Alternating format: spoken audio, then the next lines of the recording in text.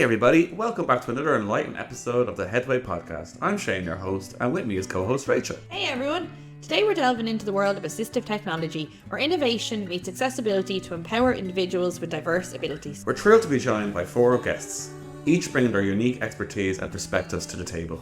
Hey, this is Peter Kay again. I sustained my brain injury as a result of an assault while walking home with my friends in 2006. Hi, Peter M. Too many Peters. I had an accident 6 years ago. I gave myself a brain injury and I've been learning to live with it and cope with it ever since. Hi, I'm Hazel. I sustained a extradural hematoma after a bad fall in 2018. Hi, I'm Sharon. I had a stroke in December 2020, cerebral venous sinus thrombosis. Let's kick off this discussion on assistive technology and the transformation impact it has on people's lives. Hey, thanks. So throughout my recovery, I was offered numerous different forms of assistive technology to help improve my life with my new disabilities. But unfortunately, I was a very stubborn teen during my recovery and had a lot of resentment and denial about my new disabilities, and due to this, I refused to use much of these technologies. So first of all, if anyone is listening and can relate to this denial that I went through, I'd say try anything that's offered to you. Even if you're a teenager and these things embarrass you or make you feel different to your peers, you should try to ignore these worries, as some forms of assistive technology could be a game changer for you. Anyway, if you do use these things around your friends and they're friends that are worth your time, they will accept it as your new normal. I still did use a number of things to help me overcome my new challenges. The first thing I'd like to talk about was a magnifier I use for reading. This is due to me losing my peripheral vision on the right side of both of my eyes. This meant I could sometimes miss the word. I couldn't see the words coming on the right side while I read, and so I would occasionally miss the end of the line of text or jump the lines of text.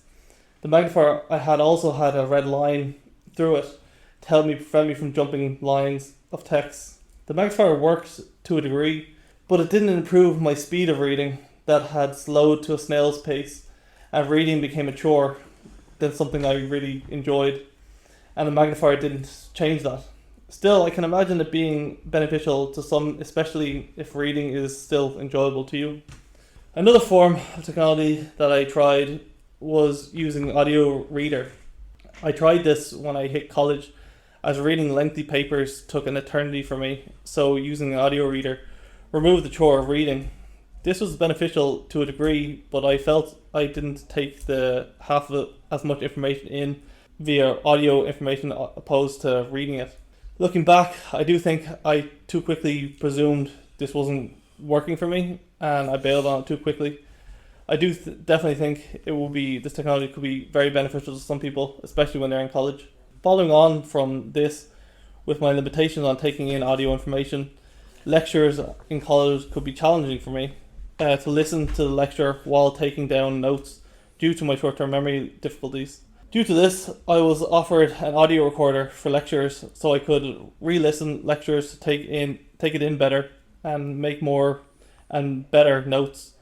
The issue I faced with this was a lot of lecturers didn't like me using the audio recorder in class, so I wasn't able to use it half as much as I would have liked. Hopefully now colleges and lectures are more open to being recorded, as it was a big help for me. And now the last thing I thought about that Rachel only pointed out to me before we started recording was the main thing that I used from day one of my brain injury was my phone. For I had a lot of short-term memories, problems I still have now with certain things, but just putting reminders in my phone, like lists and reminders and alarms going off, and I still do it to this day. So that if you have any problems remembering lists of things or your daily chores for the day, just use reminders on your phone and alarms. I religiously do it now. It's been 18 years of doing it, so that would be the one I'd really recommend trying.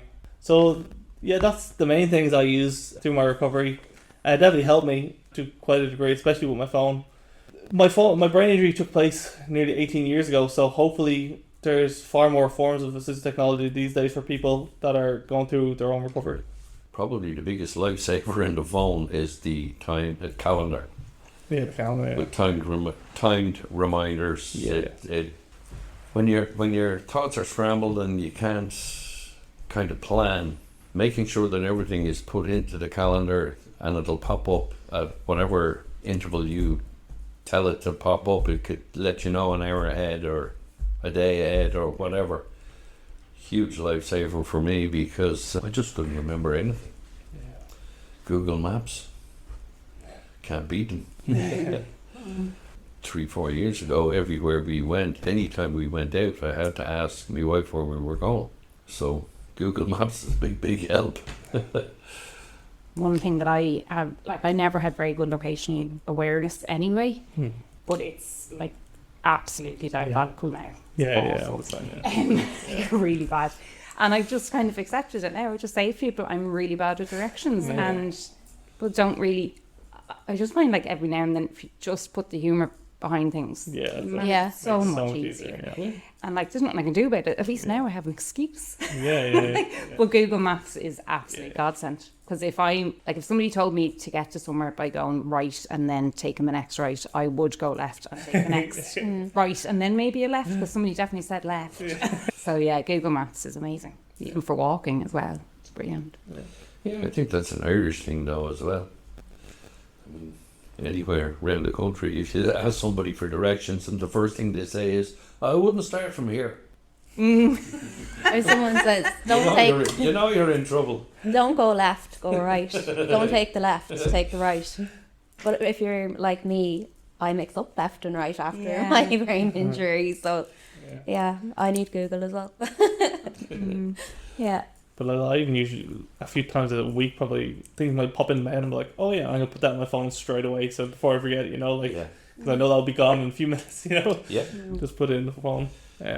Yeah, I'm the same. It's as soon as you think it, or as soon as somebody says it, put it in.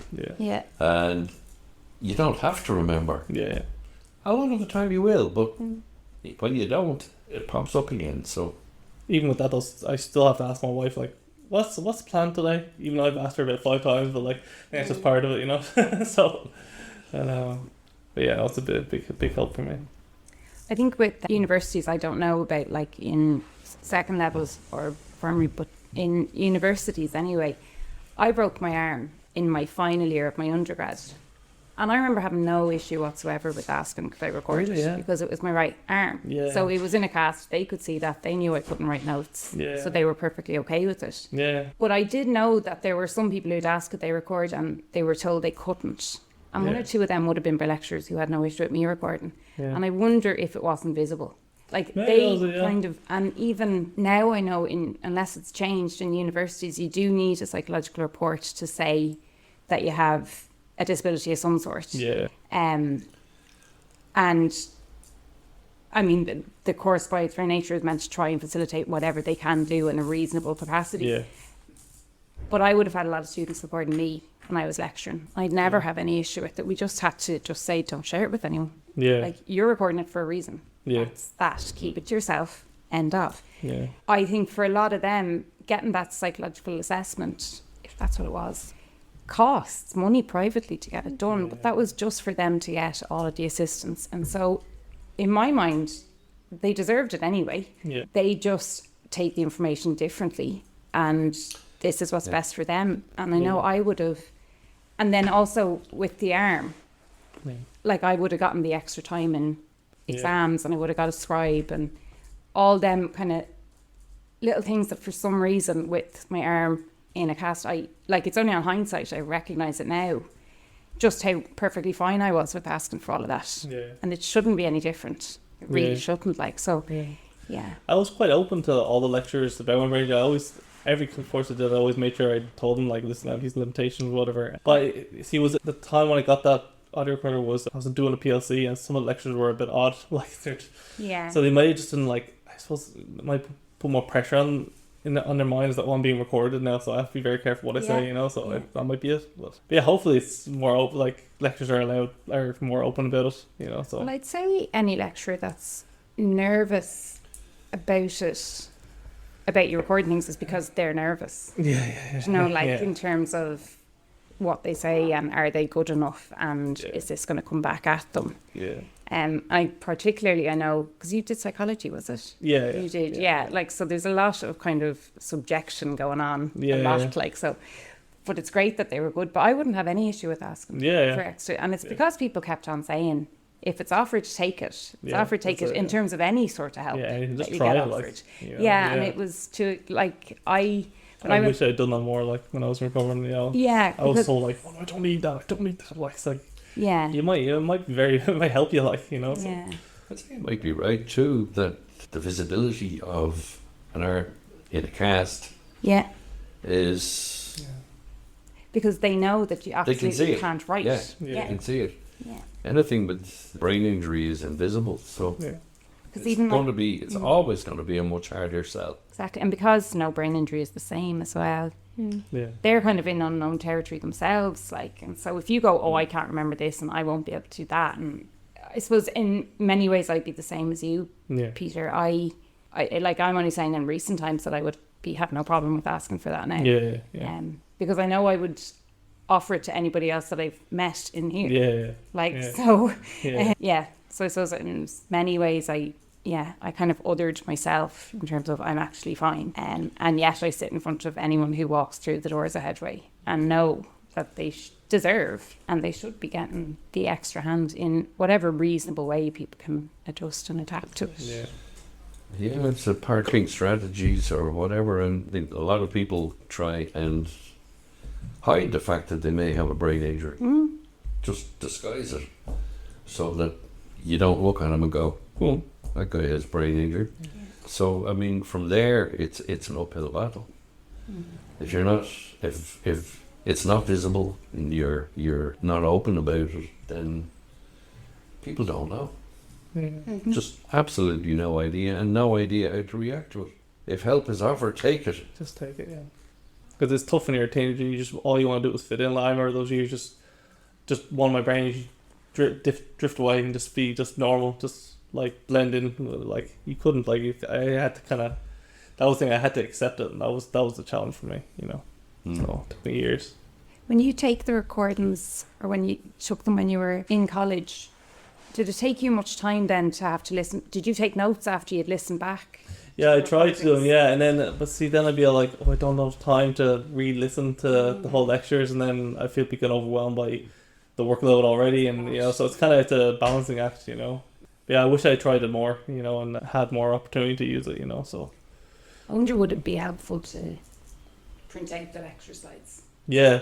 And then add on, just little strokes and bullet points. Yeah, they did. They actually said that we could do that. I never did it myself. Again, I probably should have. I used to tell students to do webs. How did you find handling kind of complex or unstructured lectures were okay. Like when there was slides in the background when they were talking, it was okay. It was just when they're saying take these notes down for audio, like when they're talking and you're trying to, that's so difficult for me to listen in and then process that and then write it down. I only remember a few words and it's gone. So it's that was a big tricky thing for me. So did you find writing down helped you? Writing I feel is always, it goes more in you take it in better, That was the other thing about not reading instead of using audio instead of reading it. I felt I didn't sink in as much, so but yeah, it's that's a tricky one. I got there in the end. Yeah. I can see it. Yeah. It's I had an assessment with Headway about a year and a half ago. While there was lots of things working properly and working at above average and normal levels, the processing speed of unstructured information is slower than it should be for me. Yeah. And it's a part of the brain injury where I suppose the good thing is I know that now. Yeah. And it's something I'm working on. Yeah. Just taking more and more information in, being able to think about it, process it and use it. Yeah. But before I knew that, it could be just scrabble. Yeah. So it's, that's why I was kind of asking about unstructured or complex information, when you get a load of it at the same time, it can be difficult to manage. Yeah. I had the same assessment done in Headway, I think, that you're talking about. And it was the same thing, that if I'm taking in a lot of information at one time, I get overwhelmed and my brain just can't take it all in. Yeah. So it sounds like a similar situation to yourself, Peter. Yeah. That's the neurological side, or the neuropsych assessment. Yeah, that's it. Yeah, I came the same processing speed as well. Yeah. Yeah. Yeah, it's. I suppose it depends on where your brain injury is, or which part of your brain was injured, or. Yeah. But it's one thing, at least, as I say, I'm aware of it, and it's something I know I need to work on. Yeah. But I'd come out of those assessments after doing all of the bits they'd give you to do, like all of the different tests and that. And you could ask me what I've done while I was in that assessment, and I'd have no idea. I can only imagine for you, Peter, going into a lecture and then coming out, and what did you learn in the lecture? Yeah, it's very difficult. Yeah, well, you kind of have to like read over the notes and kind of, and then it would come back in here. It wasn't like it was gone. It was just, you kind of have to rethink of it, you know. But yeah, I get those assessments that were so tough as well. I remember doing them as well. Like, you're just the whole day doing it, you're just so drained, you know. Yeah, you're so tired, you have to almost go home and nap after. Yeah. When you read the report afterwards, so that you notice just how in depth it really was. Yeah. God. They really want to know where I might find difficult. Yeah. A little bit. But it was great. That was the first assessment I'd had since the accident. So to sort of go from where I was 6 years ago, to the assessment result was a huge achievement for me. I thought it was really good. But it's good to get that result and kind of say, okay, I'm not going to let somebody else concede that these things are part of my brain injury, and it's not just all in my head. It's not something I'm imagining. College, just while we're on the topic, Peter, I am a lecturer, and I suppose my background is social work, but I would have worked a lot with intellectual disability, but neurodiverse as well. And if a student ever came to me and just asked, and I knew the reason behind it, I would send them the slides before the class. I would allow them to record it. And I also would give time if they reached out to me about something, knowing, like, they just don't remember through no fault of their own. They're not lazy. You know, they're just and just the structure doesn't work for them. And so they need an extra hand, because I can't offer, you know, this, and like, just to the, you know, the bog standard what you offer to mainstream, say. That just, the structure of it doesn't work for them. But if you could do one-to-one for only 15 minutes, possibly with every student, that might work for some. It wouldn't work for others.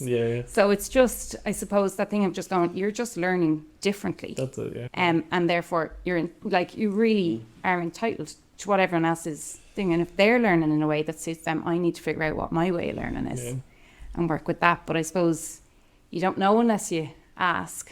That's the big challenge. You know, like those. When you get over that, you're flying. You know, if you just accept it, you need to ask the help. You know, there's no shame asking for help. You know, it's funny though, because it's only as we're talking that I'm realizing now that I'm okay with that, and that's not. I wasn't okay with that. I didn't. Because in my head I was fine, and I was just always. I was of the opinion that there are worse than me that are on a waiting list, and I don't want to take their space. You know, that sort of way. Like, whereas now I can see. No, I'd be perfectly fine. No more than I was perfectly fine with giving an extra hand. So I felt like that a bit as well, because I always remember seeing people way worse than me. Like when I was in NRH and all, I was like, oh, I'm not quite lucky in a way, you know. But like, you should always ask, you know. Our next guest is Hazel. It's a very diverse one, and I'm sure the guys will have ones as well to add in, but just one thing that I found incredibly helpful in terms of speech and language therapy, I was doing work with them, pen and paper kind of work, but also I suppose it was like homework. It meant that the only person I was in competition with was myself. So if I didn't know something and I couldn't find clue or anything like that. Like, it really would come to a stage where I was just Googling. Like, I've just like put in the word there and immediately things will come up that will say like 4 letters beginning with, and you get all the, and like crossword solutions are all over Google. And so I suppose I was kind of defeating the purpose of a lot of stuff. And that's when the speech and language therapist said to me about just looking at apps and just trying to find ones that work for me. And I just found it really, really helpful, particularly in relation to word finding. So one of the ones that I used was, it's a crosswords one. It is that you're playing either the computer or another person who's online at the time. And I was never playing it to win at all, but it really, really helped me in terms of they're putting in letters as well. So you could be playing with somebody in America and they might have a different terminology anyway. But if they're putting in letters, you'll find the word eventually. Like, if I know that there is a picture of 2 soldiers, but there's only 6 letters in it, there's only 6 letters in it, and I'm like, that doesn't fit. And then starting to try and think. So a lot of it is word by association as well. To think around it, well, that's 2 soldiers. Soldiers make up an army, so it's army or armies. And then from spelling point of view as well, it kind of helped. But I found it really, really helpful just in relation to learning how to talk my way around things. Because I could explain exactly what I was looking at. I just couldn't find the word for it. Maybe just a level of acceptance of, well, people are going to know what I'm talking about anyway. So that doesn't really matter. But at the same time, it's kind of just brain training. And there's loads of apps for brain training. For me, it was based around as best as I could around words and word finding. It was very frustrating for me to not be able, like one day I couldn't find the word for a lampshade. And I was talking to my parents, thankfully, because they knew what was going on. But like, I was like, the thing that covers the light, lampshade just isn't something that was coming into their head. And I was like when you turn on a light, but it's not quite bright because of this thing. Yeah. And it went on, and my dad said lampshade. And I was like, yes, that is what I wanted. And kind of thinking about it then, I was like, not an important word. I'm not quite sure why we spent so long trying to find it, but I was just getting so frustrated by it. So little things like that, I found the app really helpful, because the more I struggled with things, the more with word finding, the more anxious I got. That just led to frustration and me trying to rush. And compounds it too. It makes it worse. No, that's the thing. Yeah, it's like a vicious circle. It makes it worse because you didn't try and explain. You can't think of the word to explain it. Yeah. Yeah, and then you forget what you were trying to explain anyway. Like, come to lampshade, I have no idea why I was talking about lampshade, so we might as well move the conversation on now. But yeah, just in terms of word finding and word association, like, I'm okay with saying it now that there are just certain words that just had left my vocabulary. It really, really had. I can see that now, and I'm all right with that now, because there are ways that you can talk around something anyway, and I'm very fortunate that I can. I think probably for the little snippets of just things for identifying where you might be challenged and ways that you can address it, trying your best with that. And if that doesn't work, it doesn't work. But I think with any of the apps, I would say that to be open to absolutely anything. I swear by, my granny was 98, and when she died, she was sharp as a pin. She did crosswords, she did Sudokus every single day. And I absolutely am sure that had a lot to do with it. I mean, there was no flies on her at all, like. And so in my head, I'm just brain training continuously, because you can't ever know too much. And when I started the speech and language, I did feel like a bit of a fraud, because I was like, I know this. Like, making sentences, I would forget what I was talking about and therefore forget the end of the sentence. But I wasn't finding so much difficulty with kind of basic, simple language. And so I probably just kind of switched off to it altogether. And when you're going home and you're doing work on your own and you're like, I can do this is just silly. It was more just the level that it was at and my lack of awareness probably, but also acceptance, that I wasn't realising right now all I need to do is just keep my brain active and doing something, executive functioning or something like that. But It is. Yeah. That's exactly what it is. Yeah. And our next guest is Sharon. I would have used, or that I still use, Alexa. Absolutely. Oh yeah. I use Alexa for reminders, big time for when I'm cooking. For especially if I put something in the oven and it needs to be cooked for 20 minutes, I'll go off and live my best life and forget about it. So yeah, that's a big time one for me. So yeah, Alexa, go off and tell me that my dinner's ready. I also forget to eat, funnily enough. So yeah, Alexa will remind me that I haven't eaten for 5 hours and that I need to take my medication and that kind of stuff as well. Also, spelling. If I will say writing something out, or I need to leave a note or something like that, I just can't spell that since my brain injury, so I'll double check the spelling with Alexa. And the same with maths, especially again with cooking. If I'm trying to measure out my ingredients or something like that, I'll double check with Alexa. Will say, even since my brain injury, my maths is terrible, so I'll have to say like, what's 39 plus 42? Alexa will figure that one out for me. We all know I'm obsessed with Google Calendar. But I know. I use Alexa a lot Yeah. just for cooking, as you said, like, you know, put an alarm when to check food, or, you know, Yeah. when it's done or whatever, and then listen to music. But then I have like, I love a love-hate thing with Alexa, like, because I listen to music now on Alexa. I'm selling all my CDs and all, which I had a massive collection from like 20 years. But now I just listen to Alexa, but like half the time Alexa doesn't listen to me, or it's like it's talking to the one in the playroom, which is the other side of the house, and I'm talking to the ones right there, and I get so frustrated with it, and I'm screaming at it. And it doesn't cooperate. So yeah, it's a love-hate kind of relationship with me.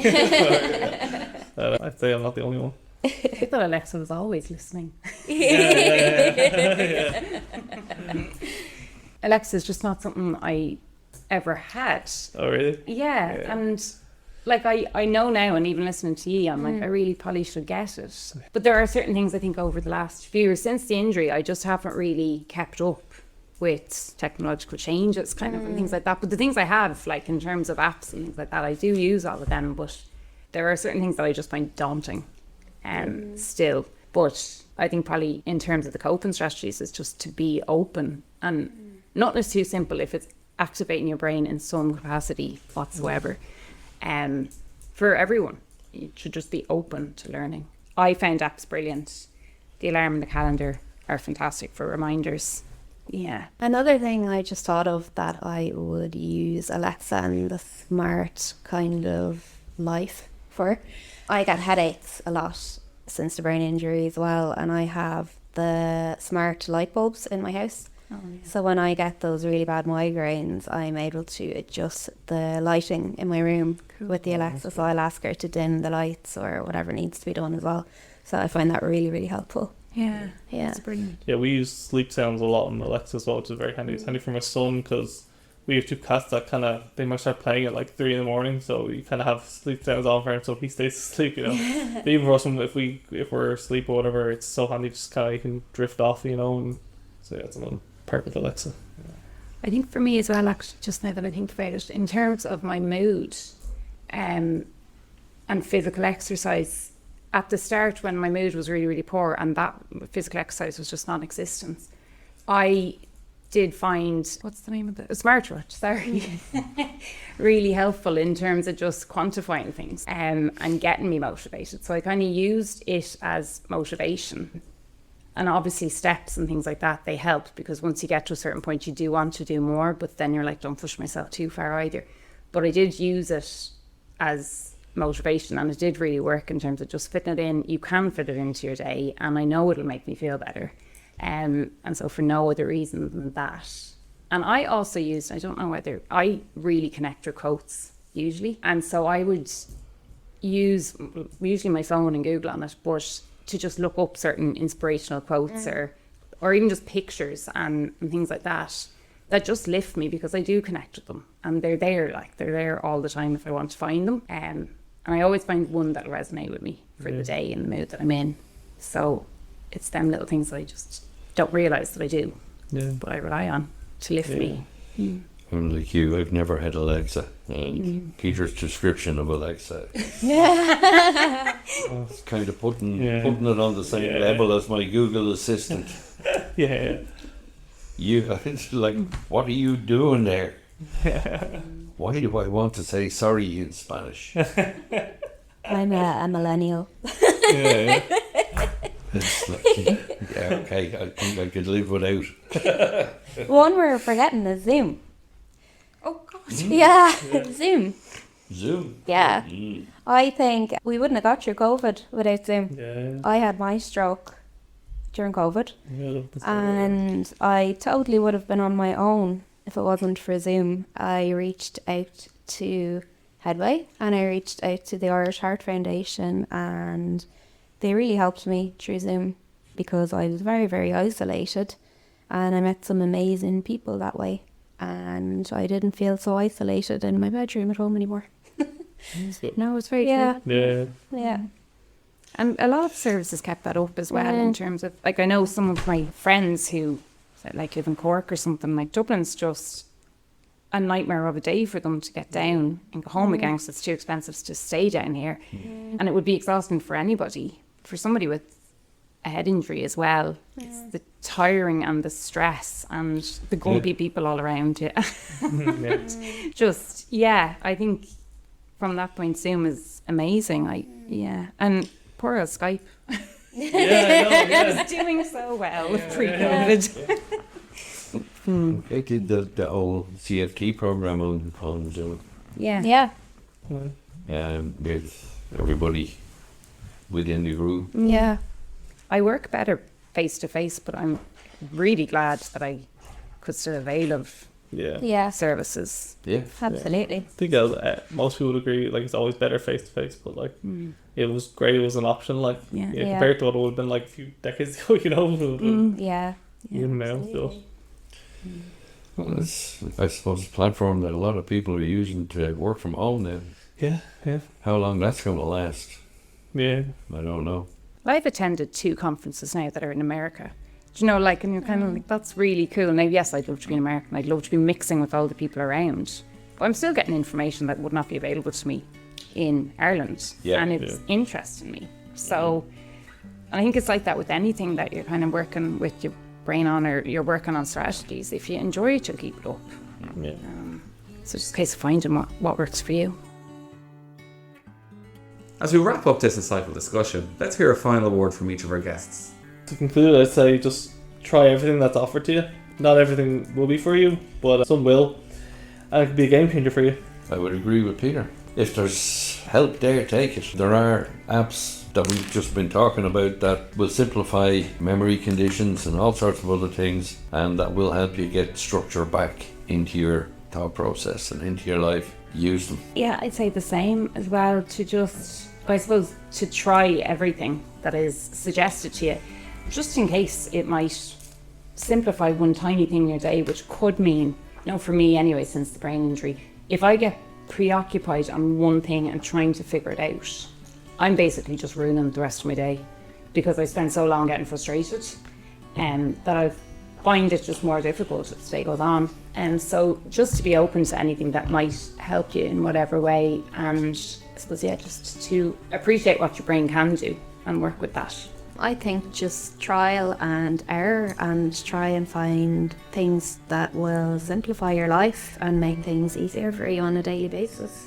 And that brings us to the end of this discussion on assistive technology. It's inspiring to witness the impact of technology in breaking down barriers and fostering inclusivity. And to our listeners, thank you for joining us on this enlightening episode. Don't forget to subscribe to the Headway Podcast for more thought-provoking conversations on embracing diversity and driving positive change.